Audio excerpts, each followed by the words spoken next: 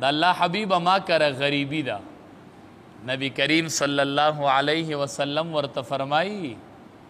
وی چې کله کور ته ننوځې نو سلام ور واچوه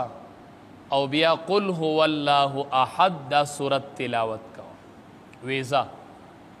اق صحابی اخ کا عمل شروع سمو دا پس راغے نبی کریم صلی اللہ علیہ وسلم ته فرمائی اللہ حبیب استاسو پاغی خبر می عمل کڑے وو نو زم مالدار شوم او ما سره گاونډیانو الله مالدار کړ گاونډیان را سره مالدار شو. دا ګرانه خبره ده چې تکور ته ننوځي وای چې السلام علیکم ورحمت الله وبرکاتو بیا د سورة الاخلاص تلاوتو کې چې الله د کرم مالداری او پراخی راولي الله د کور کې برکتونه را نازل کی. نبی کریم صلی الله علیه وسلم فرمایي من بدأ بالسلام بریء من الکبر چې کم سړی په سلام کې پهل کوي په سلام کې په بل باندې مخکې کیږي چې دی په ما ړومبې نشي کم سړی چې په سلام کې ړومبې کیږي نبی کریم صلی الله علیه وسلم فرمایي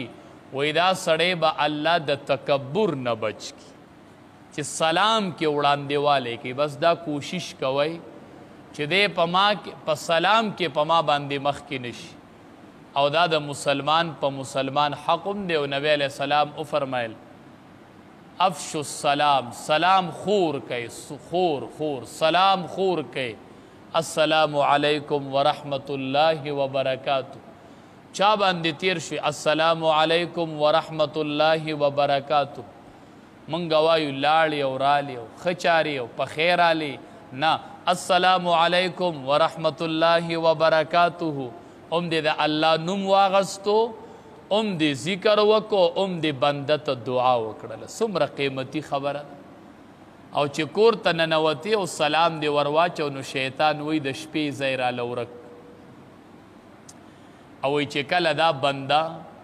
روټۍ ته کیني که نه او دی وایي بسم الله الرحمن الرحیم نو شیطان ورته وایي شیطان وایي وی مالی د روټۍ ځای ورک کو بس اوس مجال نشته چې زه دې روټۍ کې خوراک وکم چې په کومه روټۍ باندې بسم الله الرحمن الرحیم وویل شي نو چې کور ته تلي او سلام دې ور واچو ډوډۍ ته کېناستلي بسم الله دې وویله نو نه شیطان دلته شپم نشي تېرولی او شیطان ستا سره خوراک هم نشي کولی. دا د نبی کریم صلی الله علیه وسلم یو مسنون عمل دی او سنت طریقه ده. ډیر کارونه په دې بسم الله سره داسې لرکیږي چې مونږ او تاسو یې نه یو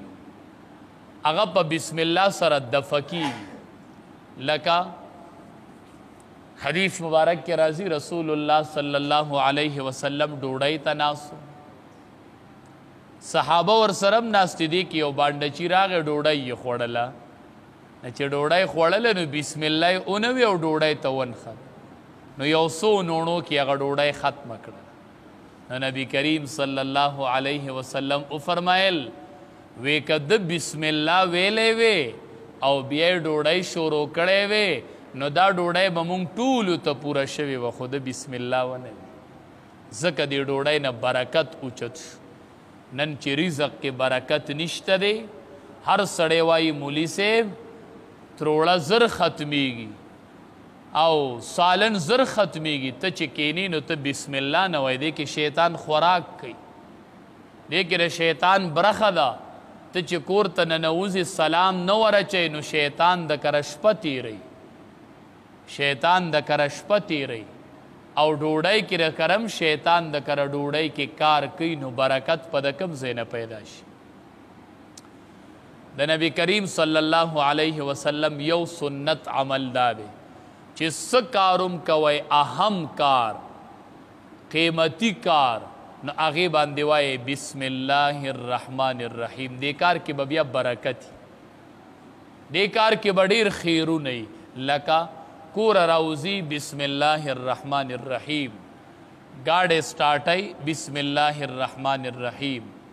پیزار پخپوکی بسم اللہ الرحمن الرحیم اوبس کی بسم اللہ الرحمن الرحیم